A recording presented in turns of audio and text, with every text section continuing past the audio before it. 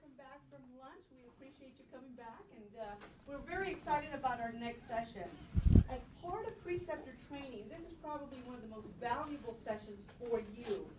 The whole purpose of this panel discussion is to have some of our more senior or more experienced preceptors actually share some of their leading practices during the administrative residency portion of the program.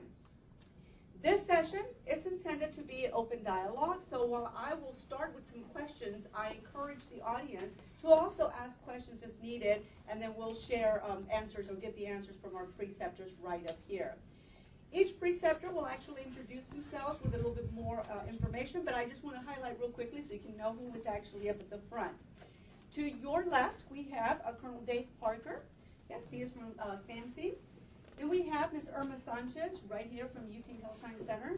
And then we have Mr. David Bitterman from the Leader Training Center there at Fort Sam Houston. So with that, I'm going to go ahead and turn it over to you, sir, Colonel Parker, and if you would just introduce yourself, and then we'll begin. Howdy, I'm Dave Parker. I'm at the DCA at Brooke Army Medical Center, the COO. There, I've been there, I think, 36 hours now, and I haven't been fired yet. I walked in and told my boss I'm here, but I'm going to be at Army-Baylor for the next 2 days, and so I think I'm just doing okay. My prior experiences was same position at Eisenhower Army Medical Center, where Steve is now. I had a great opportunity to have residents rotate through there both years. And prior to that, I was out at Huachuca in Arizona, where I knew Jimmy Beheeler was one of my colleagues working for me in the ClinOps shop. And so first opportunity to come here and do this in person, so happy to answer questions. I'm not as experienced as Ms. Sanchez, certainly not as senior as Mr. Bitterman, but I'd be happy to answer any questions. Irma Sanchez. I'm here at the Health Science Center. I'm the Associate Director of Family and Community Medicine and the Department of Psychiatry. I've been a preceptor for 2 years, thanks to my colleague Lowell Glassburn. I have been here 5 years in the 2 departments. I have previous experience at Texas Tech Health Science Center. I was there 10 years in obstetrics and gynecology, and I served 10 years in the Marine Corps. So. Few the proud, I guess I'm the few. So there you go.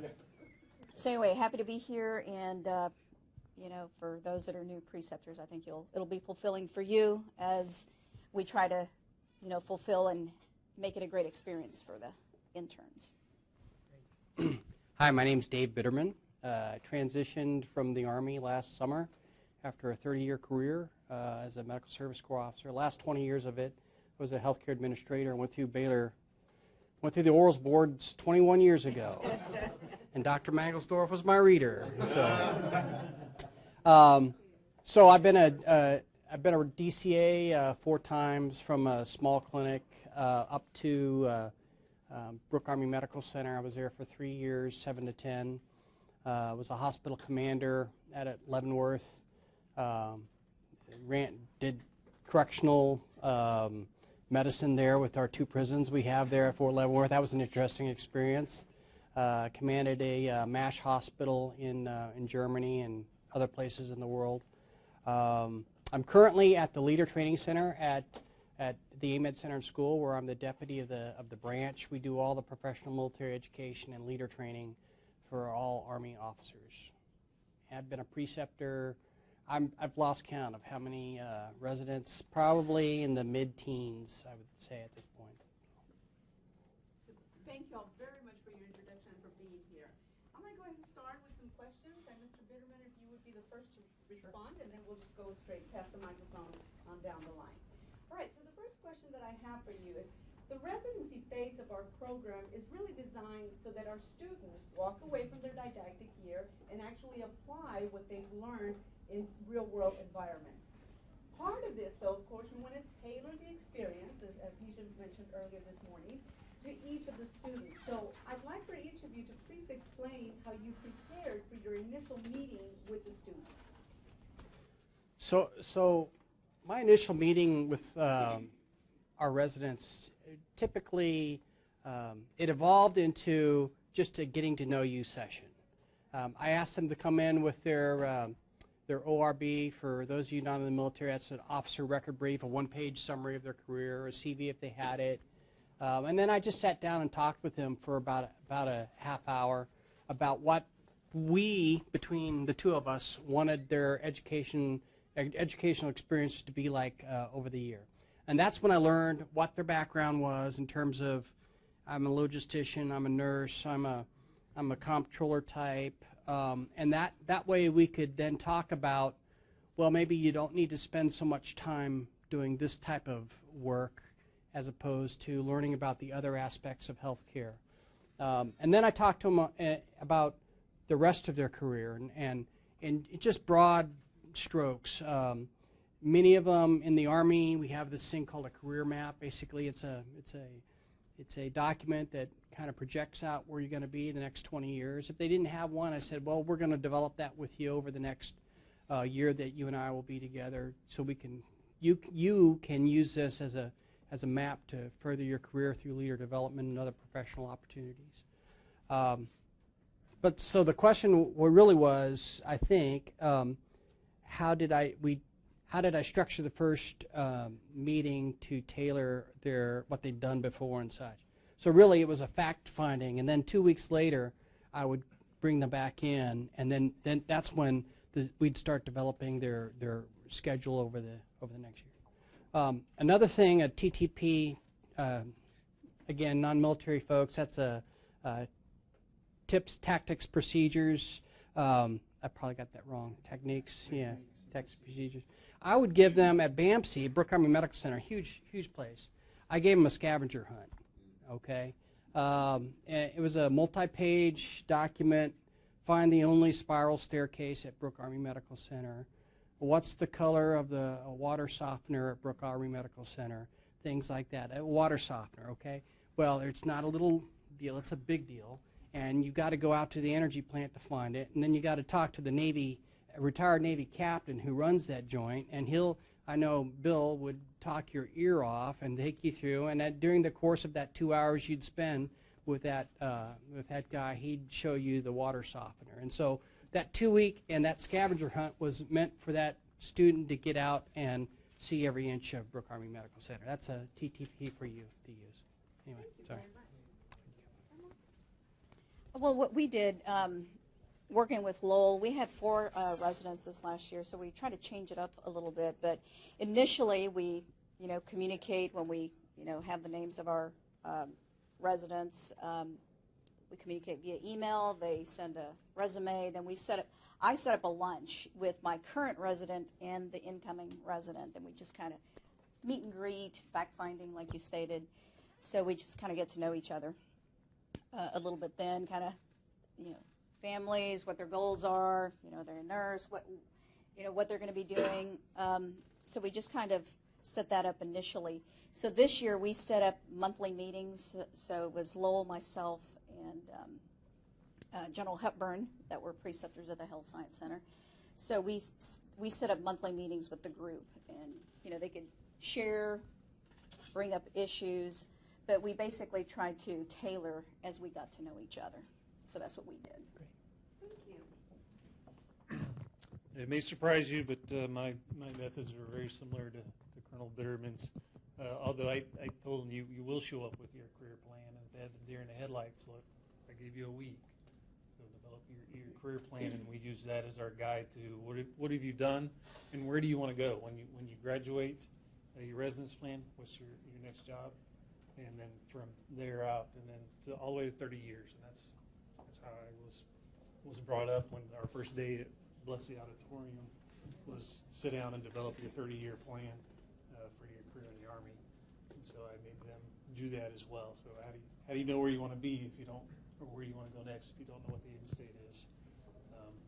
And then it may have been overkill, but I had a weekly. So that first one was about an hour, and then we had a weekly standing meeting on Friday afternoon, 30 minutes.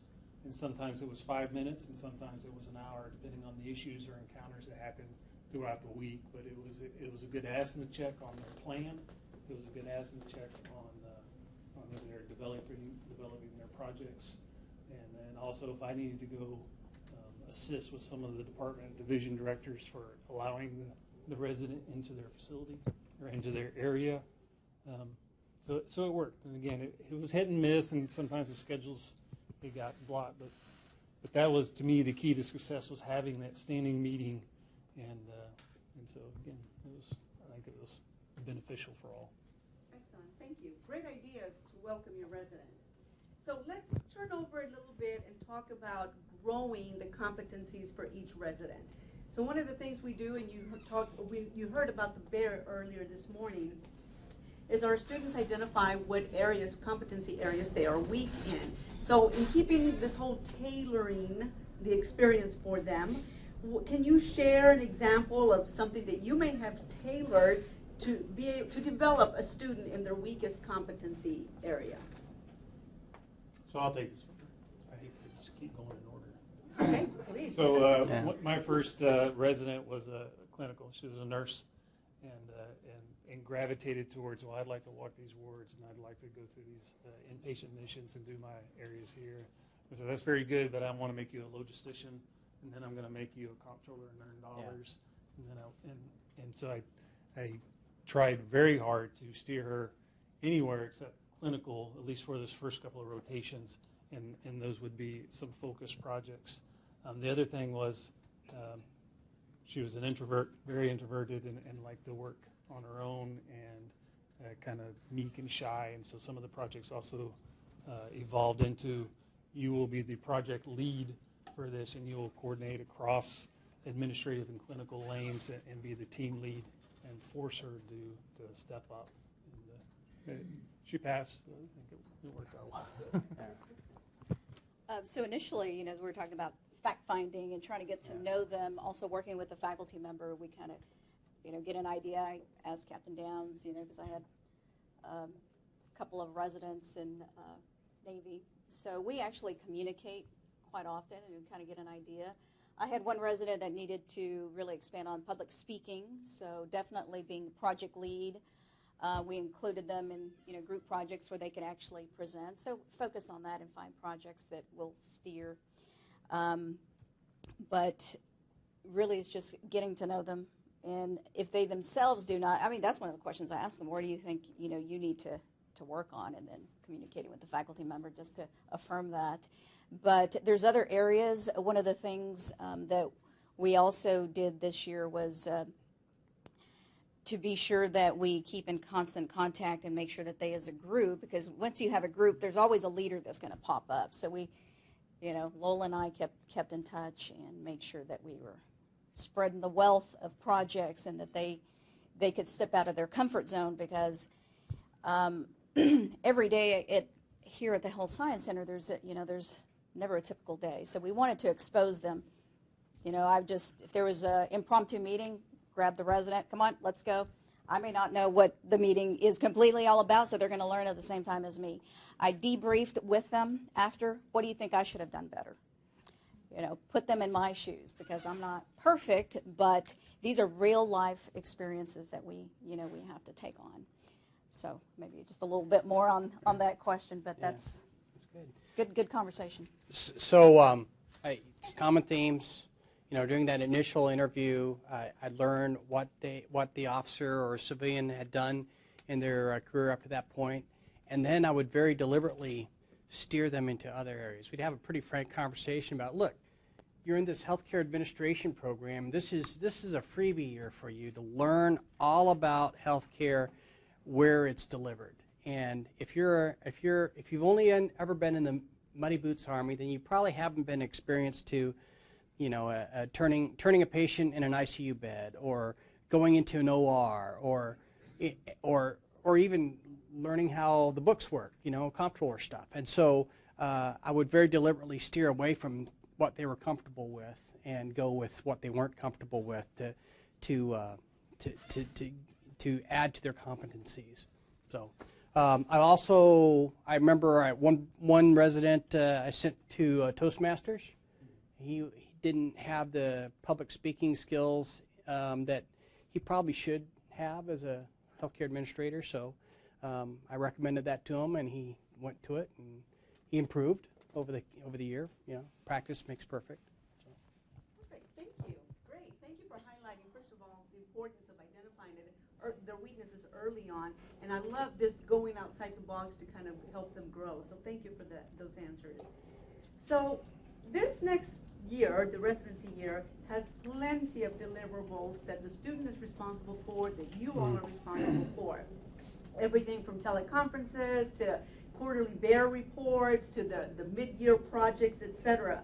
So I'd like for you to tell us a little bit about how you made sure that the students actually met the required timelines. You know, that's not that big of a drill, I don't think. During that initial interview with the student, you talk expectations, what their expectations are of you, and vice versa. And part of that is deliverables have to be delivered on time. Some of the other deliverables were internal deliverables, like I had our residents had to write a one-page report to me every week about what they did that week, and that formed the basis of their quarterly reports. And I explained to them it would make that deliverable to the school a lot easier if they did these weekly, and then we discuss them in our weekly sit-down. So I'm not sure that's too hard to do as long as you've got a calendar and have good time management skills on your own. So. And I think what's unique about this program is that the residents, they are senior. They're not just out of undergrad going into graduate school. So I treat them as such. I did have a 30-minute on the books Monday 30-minute huddle with the resident. It could have been 15 minutes, but definitely having that exposure. But I think the expectations were set out at the beginning, just like you stated. But we treat them as professionals. They did do a bit of grunt work. Need a flow chart. But yeah. So I think just setting it out at the beginning.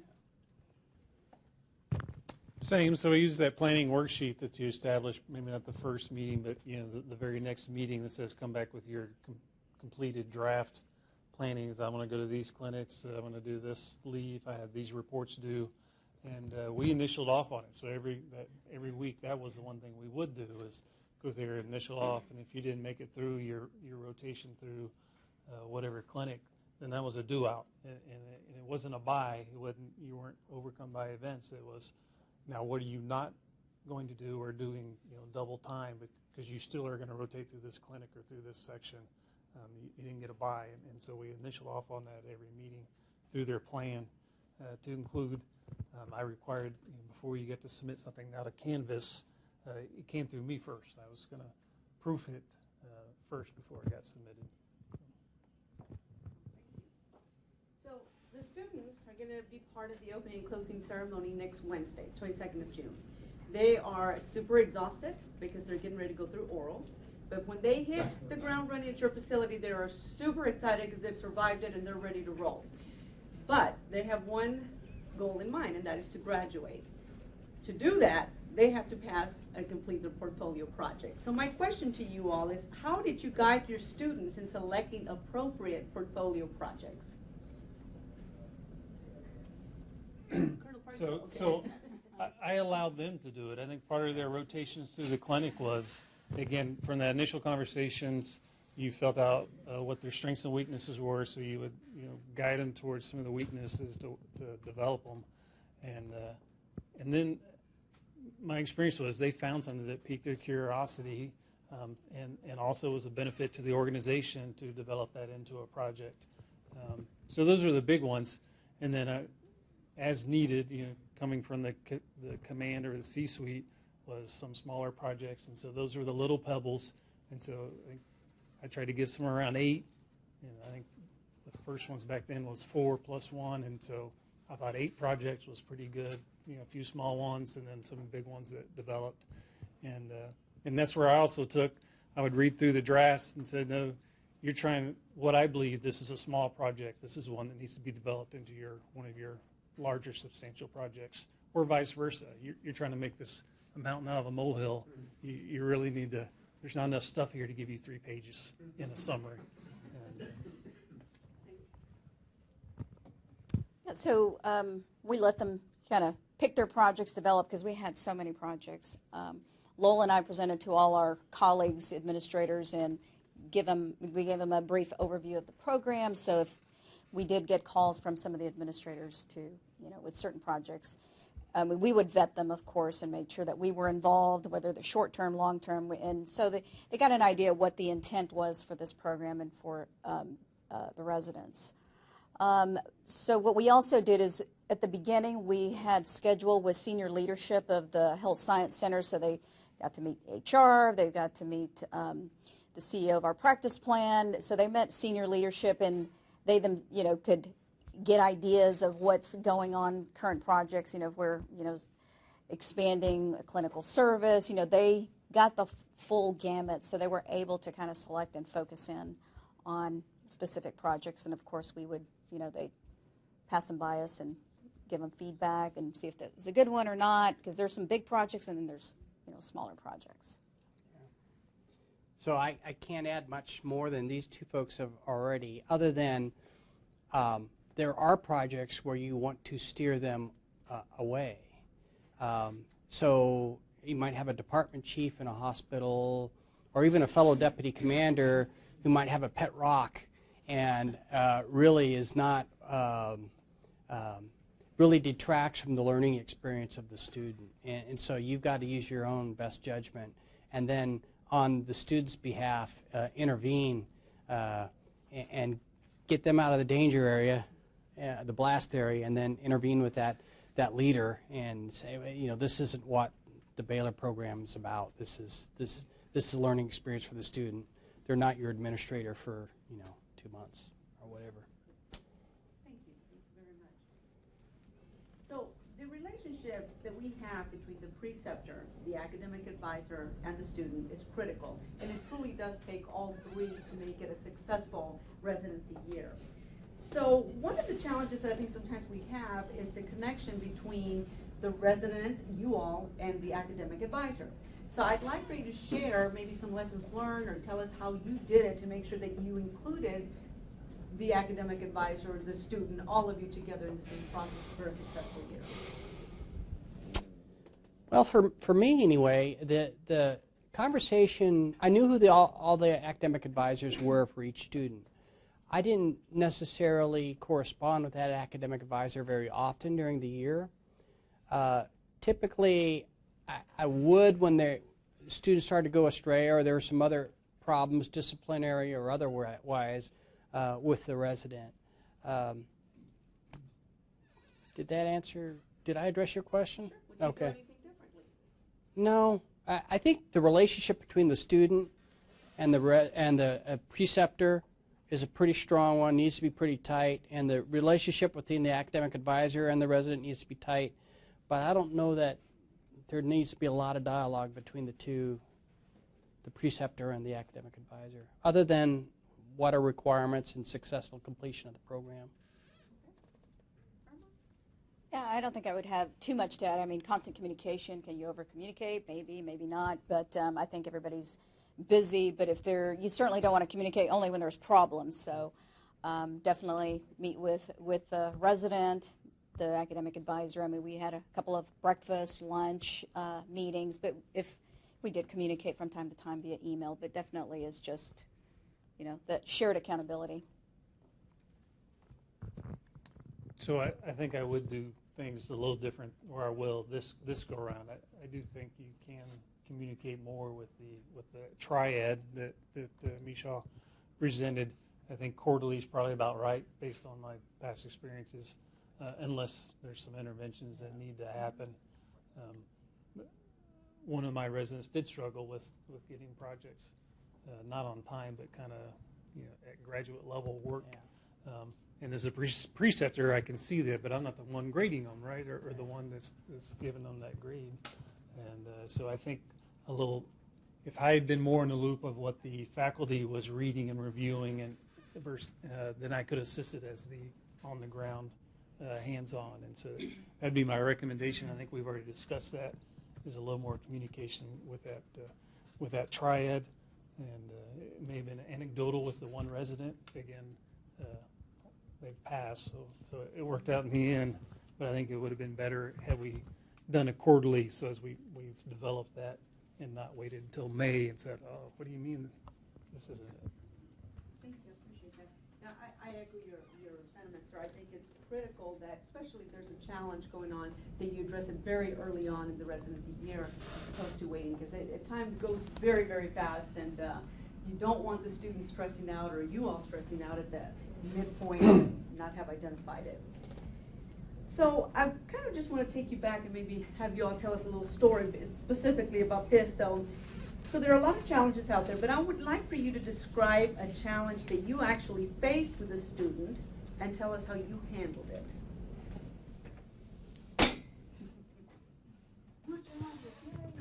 So I'll jump on it. My first resident got there. I was a late PCS, so as we described, the residents get there somewhere in June, July, and I arrived late August.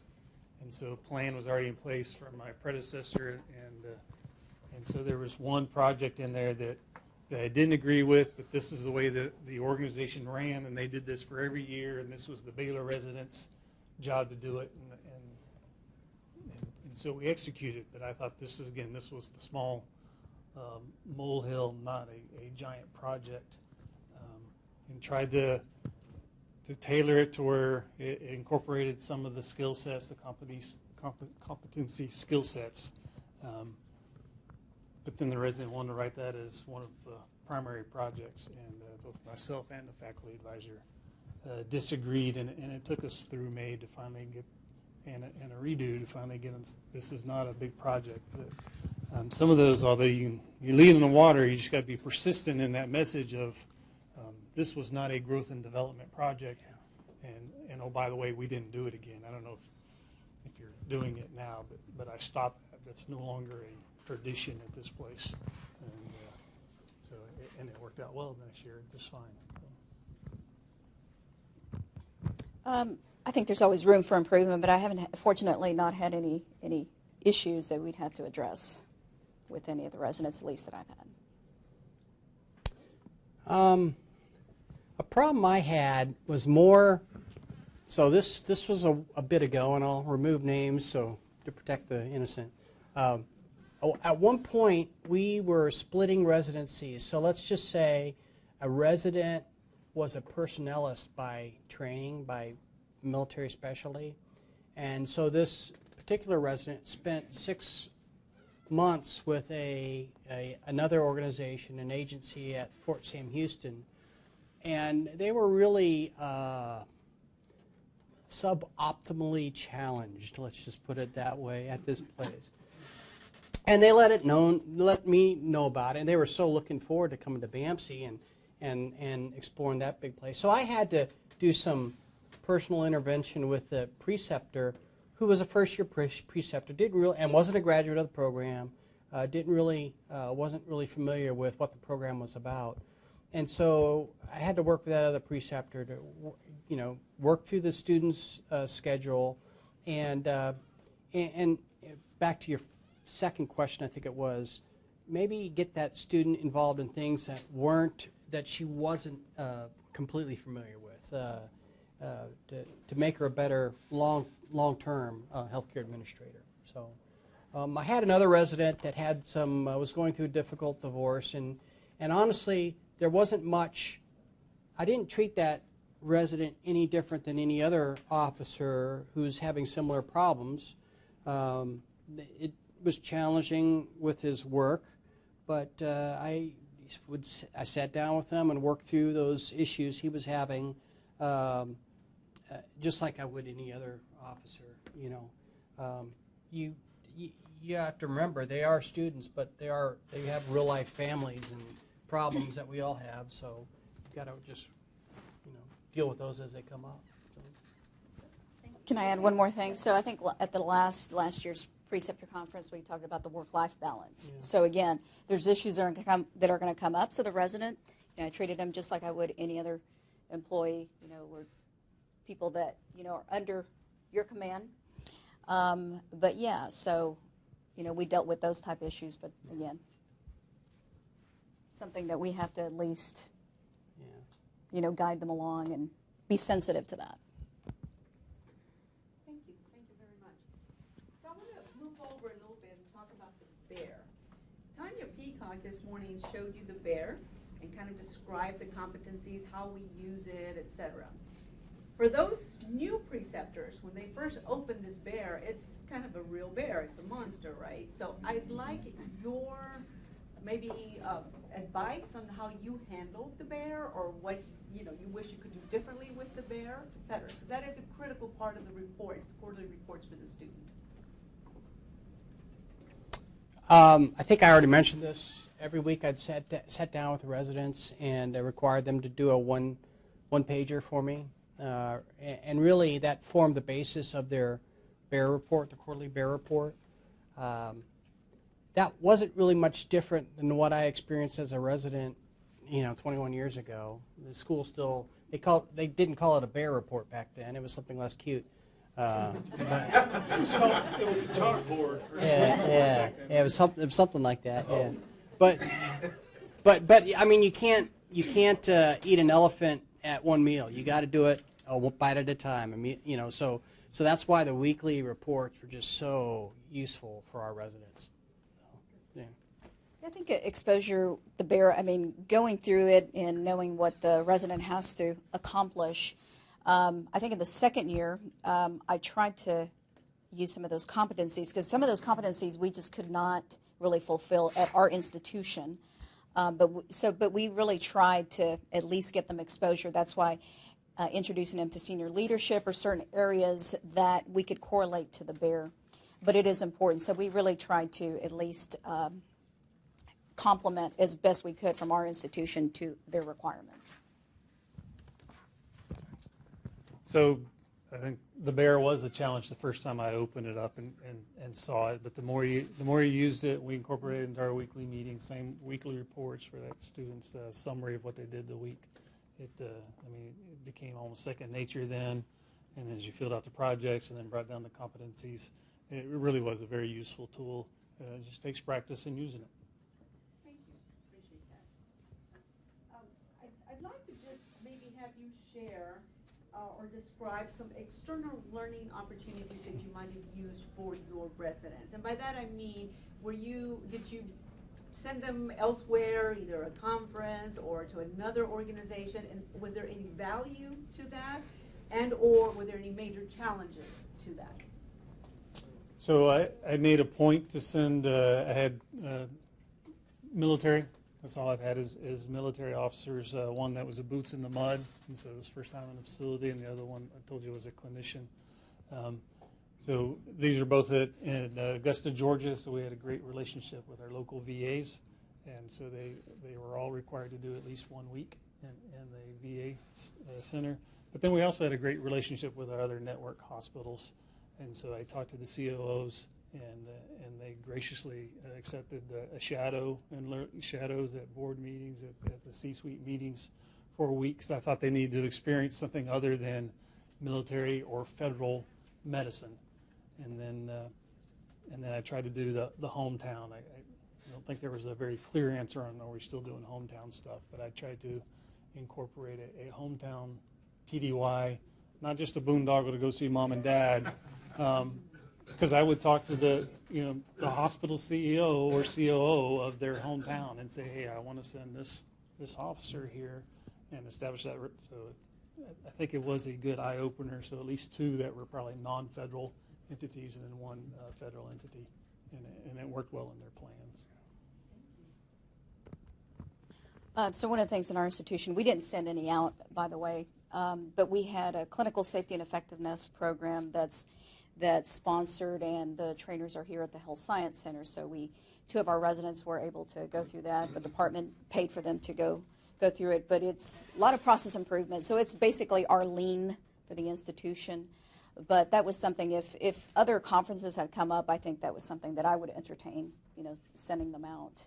And I treat them as professional development just like any other employee in my department. If it's something that is worthwhile, I think if financially feasible, we will provide that training. But I personally have not had any residents go out to another facility.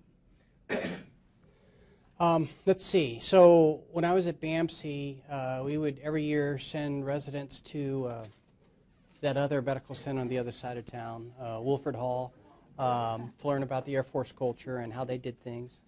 We'd send residents to Baptist and to the VA. For a while there, I was the federal representative to the American Hospital Association's this district, and so when I'd go on meetings, usually were 2 or 3 day meetings with the AHA to talk about CEO type issues. That resident would come along and come back with their eyes wide. As a resident, I was a resident up at in Tacoma, Washington, and so I was afforded the opportunity to go up to Canada, University of British Columbia, for a week. Do a seminar on Canadian healthcare. Spent some time with Group Health Association of Puget Sound. Spent some time with the Trauma Center there up at Harborview. If you're a smaller place and you don't have that trauma center nearby, you probably need to send your resident to a big place like that so they understand the complexities. So healthcare is not just your own little hospital or your own big trauma center. It's all the other stuff too. And so I felt it was my responsibility to get that student exposed, at least for a little bit, to those environments. So, Thank you yeah. very much. So as you know, our students come with a diverse background. Some of them are administrators, some are clinicians. We've got folks who've never been inside a military treatment facility, etc. But I'd like to focus a little bit on those students that have unique skill sets that require maintenance during the residency year. For example, nursing students may require certain CEUs, some of our physicians may want to continue practicing their clinical skills, etc. So how did you incorporate those unique skills or requirements into their residency program? So back when travel dollars were less tight in the Army, I would tell that those days did exist at one point. I'd tell our residents, look, you've got one professional TDY, and that's American College of Healthcare Executives, typically, the Congress on Administration. But you also have a specialty type TDY that you can go to during the year. And so if they had a specific, it didn't have to be a conference or something. It could be in their career. And so that's how I would approach it at BAMC. Yeah. I think, just like you said, not too much to add, but that's how I would approach it as well. There was an ACHE conference that I had planned to see if Lowell and I could fund it and having them go, but that we didn't pursue it. But anything, again, you got to take care of your people, and so this would be something if we needed to support them and it was financially feasible, we would provide that support for them as part of their professional development. So we didn't fund the National Congress, but there were certainly robust your local districts or area councils, and that was incorporated in their plan, and we didn't fund that either. You make an investment in your career and your professional education, and so you were, in my opinion, if you want to be a healthcare administrator, then you need to pony up your dollars for your annual dues in the ACHE or NGMA or whatever that was. And then same for the clinician that I had. She knew when their NCLEX were due, she knew what competencies she had to maintain and what CEUs. And so that needed to be incorporated into her annual plan and for her to manage. And that's what I took care of. Excellent, thank you. I have a lot more questions, but enough about my learning process. I'd like to throw this out now to the audience because I'm sure you all have plenty of questions to ask as well. So I open it up to the audience members. Please let us know what questions you have. If you would, please, when you get a question, just kind of repeat it so we can get it on tape. So questions from the audience.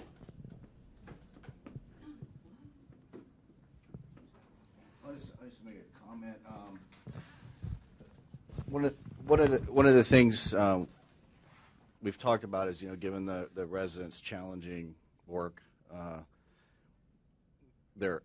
think you said they're anxious, ready to go, motivated and all that. But from my experience, with a half dozen or so is depending on their family relationship when they go to Baylor to knock out those 60, 70, what is it, 80-something credits now, can be some things behind the door that you don't know about and they may not want to share with you. And there could be some weaknesses and marriages, et cetera, and so in families. So I had an experience with a real nasty situation, and so what I would say is balance that. You don't have, if a BCA will do, you don't have to kill them with, implementing it too, or something. So I would just say try to think about if you were coming out of that type of pretty tremendous stressful environment academically, right? And balance that. I don't know that I fully agree with, with trying to continue to push them another year super hard. So, but they do challenge them for sure. But just kind of balance that. Oh. Great comment. Questions, sir? So, interested in your thoughts on balancing project work versus shadowing experience work. If you have a sense of what the percent balance was, and then how high of executive leadership did they have access to? Were they, did you have them coming up with those? Can I take this? That's a great question. If I had it my way, it'd be 90% experience, 10% project work. And I very deliberately provided an invitation to them at the beginning of every year. And I did that a couple ways. I would go and visit my peers in the organization, the chief nurse executive, the chief of staff, chief of the medical staff, and if they weren't familiar with the program, I'd explain what the program was. I'd go to the department meetings, explain what the program was, and then I'd tell the student, you have permission to go anywhere in the hospital. Some places you may have to be escorted, but you have permission to go anywhere in the hospital. These are the executive meetings I want you to go to on a regular basis, the executive committee, the medical staff, the executive committee. I want you, if you hear a code blue, I want you to go and respond to a code blue and don't do anything, just stand there. Go shadow a code STEMI. And this goes back to what their experience has been in the past. But if they had virtually no hospital experience, I would embed them with the Department of Nursing for 3-4 weeks. And every aspect of nursing, they'd have experience. Like I said, turning a patient in an ICU bed, I did that. Rounding with an ED doc on a Friday, payday, weekend, I did that as a resident, and I felt if I did it, those that I precept should have that same experience. So you got to deliberately set the stage for them and open doors for them with your peers, else they may not have the experience that you want them to have. Does that help? So residents coming from the Army-Baylor, they're coming in, at UTESCA, it's a civilian organization. So I introduced the whole, before they even start, you're not going to be in the military the rest of your life. So you're either going to retire or you're going to get out and you're going to pursue healthcare administration, I would hope, I would assume. But I want them to get exposure that, civilian, the good, bad, and the ugly. Lowell and I have had a rough year here. We were managing 2 departments, so they kind of saw us running around experiencing kind of the ugly, and politics. So we wanted to expose them as best possible. Any meetings we could take them to, we took them to. We did talk to administration, senior leadership. And so they had that open door. If they had any issues or someone gave them a problem, they'd just come back to me, and then I make sure they got in the door. But they were very independent, this last group we had. So, but definitely giving them exposure. It is, they are in the military, active duty. I'm very sensitive to that.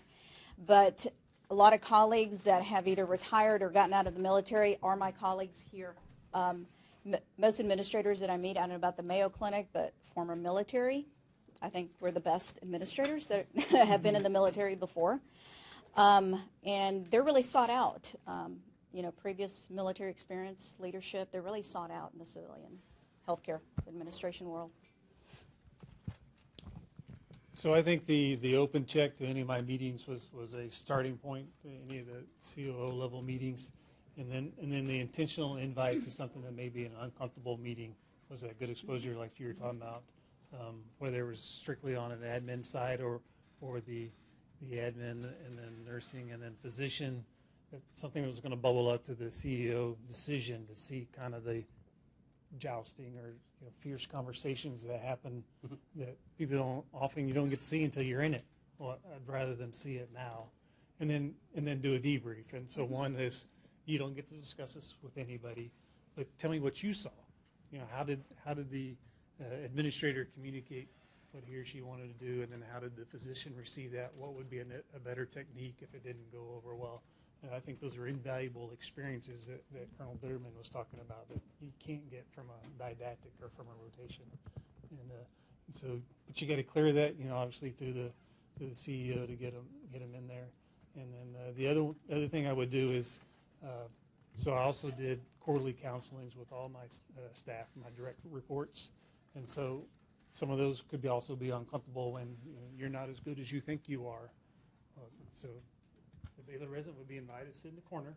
Again, a non-disclosure, and you don't get to say anything, and you don't get to repeat anything, but you do get to hear a one-on-one.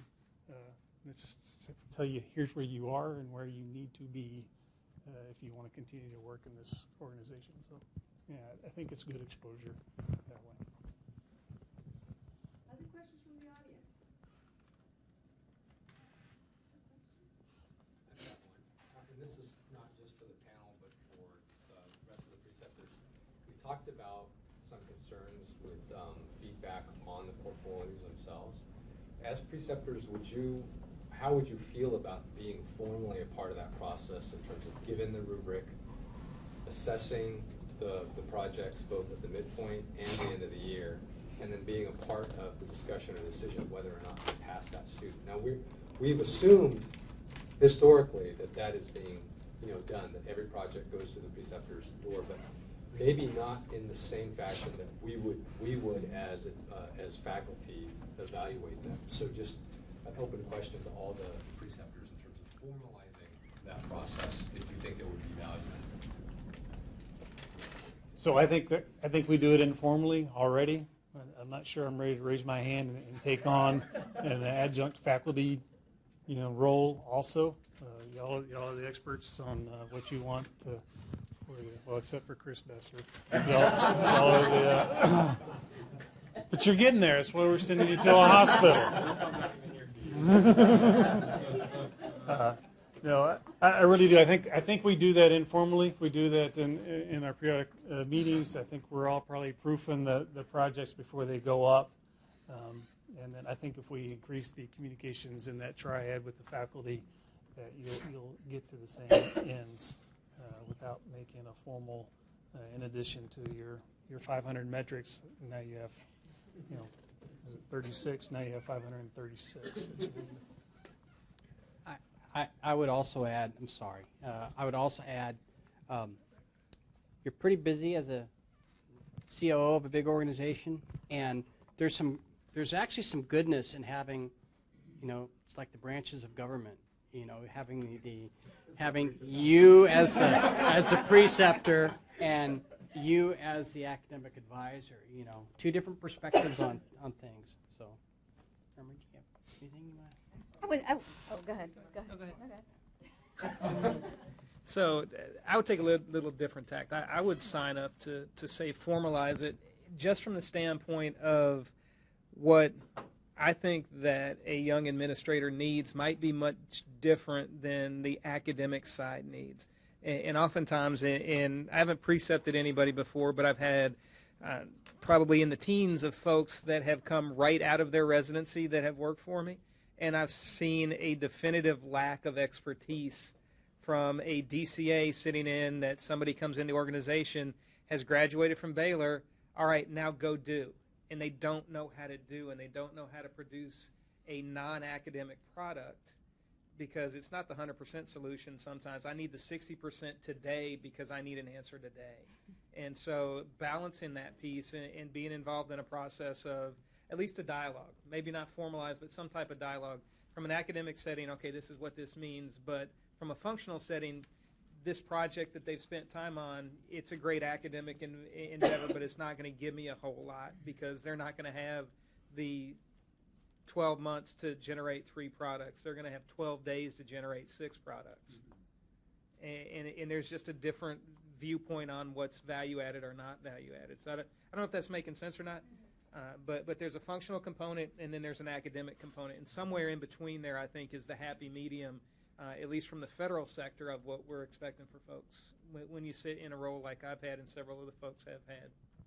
That's what I was going to add. Maybe not formal, but we can come up with something modified where we would, be involved. Because let's not all assume that they're presenting their projects. You can only ask them so many times, let me look at your project, let me look at your projects, because definitely if they're going to put something down on paper regarding a specific project, specifically in psychiatry, we have a lot of confidentiality issues related there. So I definitely want to know what they're putting down on paper, but definitely some sort of maybe semi-formal communication.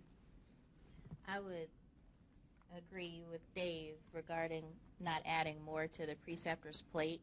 And having been a resident, I knew when I graduated Baylor, I knew a lot of knowledge. I knew nothing about the applicability of what I knew, and yet I was going to be the chief of managed care at a medical center. And so I learned a lot, and I let those who had the operational knowledge teach me. And so in time, I was a chief of managed care, but I did not hit the ground. And luckily for me, I didn't hit the ground running. But luckily for me, my preceptor did a workflow kind of process requirement. So in addition to what Mr. Bitterman, I'm going to call you Colonel Bitterman, what Colonel Bitterman, that's what I know you as. I'm working on that. I still, that whole courtesy customs thing. But so we did the weekly report, but then he made me go get Vizio, and he says, Sarika, I'm sending you to the awards and let you talk to RMD on how we process civilian awards. Take the AR for civilian awards and give me a 1-page workflow of our awards process in the hospital. And that was, and it could not exceed 1 page. And that was probably you can do a lot long, but you can't do great succinctly on it, without spending time. So I think for me, I benefited from that workflow process perspective of where I also went. Not just we did this, I talked to, but when we talked about, accounting and the MEPRS codes, I learned what an inpatient MEPRS code was versus an outpatient MEPRS code, and I had to show that workflow. I benefited from that. I don't think that everyone got that same experience, but I had a kind of out-of-the-box preceptor, and so that's something also to consider.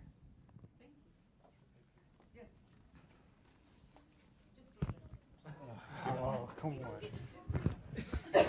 Hey, getting to your point, my preceptor was Colonel Hoyt. He was a 78 hotel, operations guy. And I came out of a line unit before I came here. In fact, I think half my class is sitting in this audience right now. But he looked at what I didn't know and what he didn't know when he went through, and he really made me do that kind of stuff.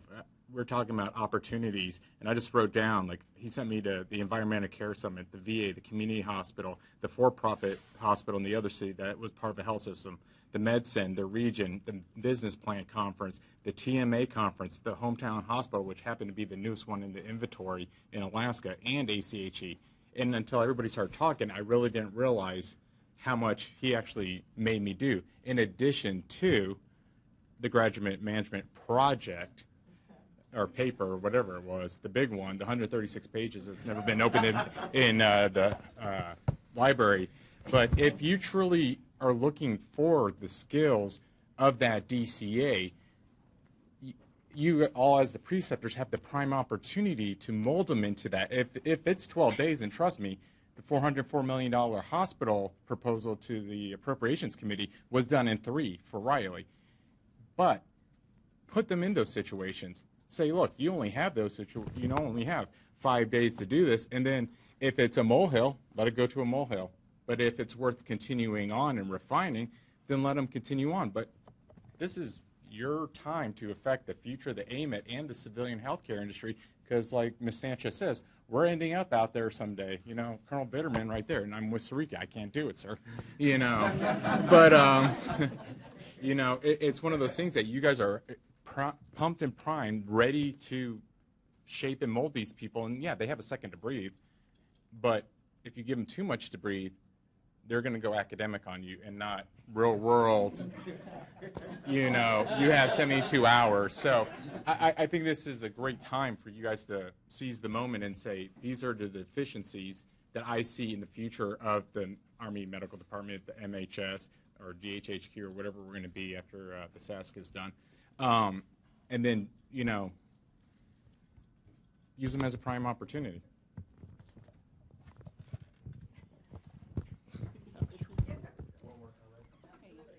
I was just going to say that I don't think I would want to be involved in the final determination about whether someone passes, but I do think if we put the needs of the resident first, I do think that I can do a much better job. I'm certainly going to give him feedback. He's going to get feedback, or she's going to get feedback from the site, but I don't have a clue what the faculty is thinking. So I would really greatly appreciate some way to hear from the faculty when they read the document or whatever, if the person's on track, if they want something with more rigor. If I might have no idea if I'm challenging the resident enough. So I would like some way to be involved in that loop. That is if I get one again. The answer for Jimmy is more push-ups. Yeah. All right, we have time for maybe one more question from the audience. Anybody else? Yes, sir. Yeah, so maybe a comment. I agree with Sean about the involvement. A comment and a question. The other comment would be, I'm relatively new preceptor because I picked up for someone that left our organization. Having not been through something like this, or people that don't come here face to face, and maybe you've got a solution for us, but how to manage the expectations so they know what the structure is. I can read a manual, but that wasn't obvious. So that's just one comment. Maybe that's just me. I'll take that blame. The question I have for you, because you guys have so much experience, what's the biggest thing to look out for, to do wrong or not to do, other than ignore them? You know what I'm saying? What's the biggest risk factor, I guess? For me, it was, and I still feel guilt about this sometimes, not spending enough time with residents. I felt an obligation. I owed that resident a good learning experience. And circumstances being what they are, there were some years where I had personally 3, 4 residents that I was precepting. And it's untenable. You can do 2, I think, pretty well. 3, 4, forget about it. It dilutes their experience, and that's the one thing I would tell you, don't get put in that position. If that helps. It's been kind of a rough year in our institution, so yeah, spending more time. I think that's important. My particular resident, needed to improve on physical fitness, so I didn't want to impose all my Marine Corps, physical fitness standards, but she and I joined a running group. I'm, doing it for her, so that was a little extra time. It's not at work. Running, mentoring as we're running, or I'm like motivating her to run. But that was something that she said, hey, would you mind running with me? Sure, why not? So that was extra time, that I couldn't spend, as, there was one, few weeks that I just didn't even see her because I was running around.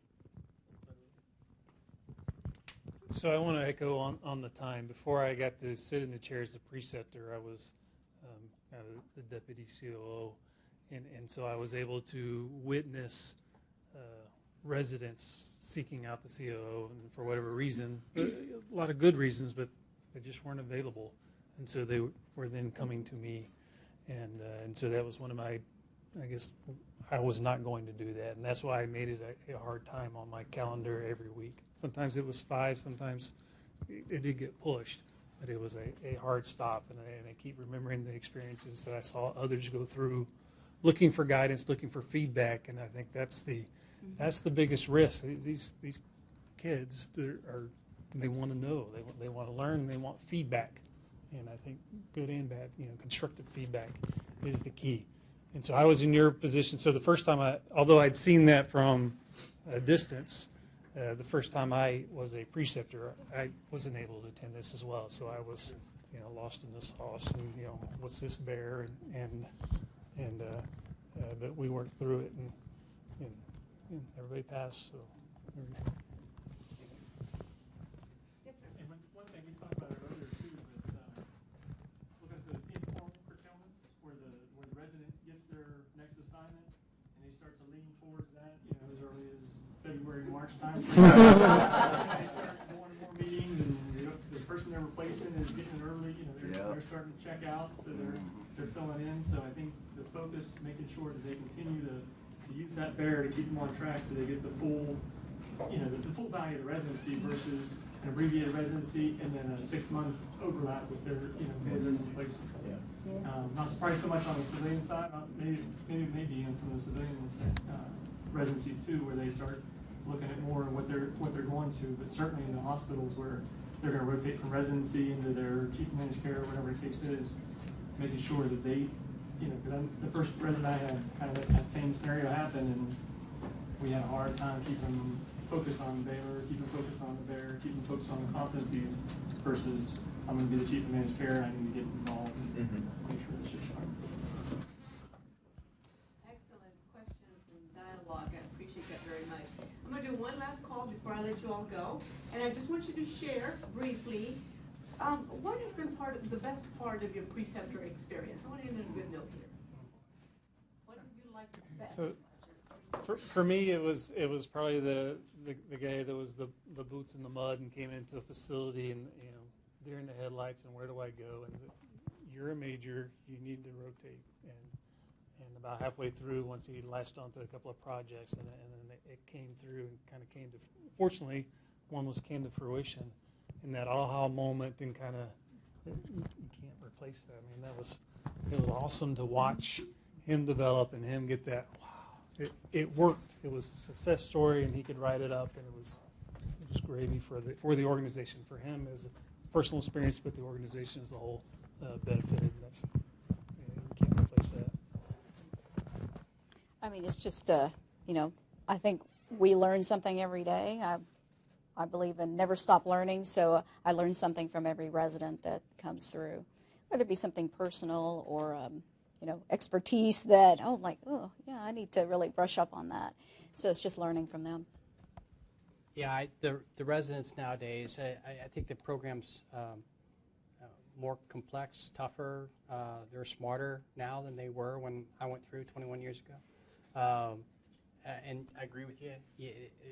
I learned every year from our residents. And I tell you, if you're local and you can get to the graduation ceremony, either up at Waco if your student goes through it, or I know BAMC does a student graduation here at the Health Science Center every year. And if you can go to that and shake the hands of those students after they cross the stage, you see the results of your work. It really is fulfilling. Thank you. Yes, sir. Could I just, since it's in a feel-good moment, so it's been an Army-Baylor kind of week, but on Monday this week we had 2 fellows, and Max Smith had his promotion ceremony Monday at one of the Mayo buildings in a historical site and that sort of thing. But to share that with his Mayo family, the way he invited people was really cool. He had his family there. His father's retired Coast Guard, and he participated. His Air Force colleague, emceed it. I don't know what you guys call it, but but it was really meaningful. He had a lot of people show up for it. So. Thank you very, very much for that. So I just want to say thank you all very much, panelists and audience member, for sharing your stories. I really, really do appreciate your honesty. Thank you for sharing your knowledge. You have provided truly some invaluable information for all of our preceptors, especially the new ones out there. And I think you're leaving us with some great, great thoughts to start a successful second-year administrative residency year. So, Colonel Bitterman and Ms. Sanchez, thank you very, very much. I know, I'm sorry, I still see all your paper with the Colonel. Anyway, so, and yeah, never leave it. Thank you, Irma, and thank you, Colonel Bitterman, for your appreciation for being here today. You guys just responded immediately. Sir, thank you very much. So here's what happened. I met him, last week, I think, at a promotion ceremony. I said, hi, I'm Marina. Can you be part of the So special thank you to you, sir. I really do appreciate you being here. So round of applause for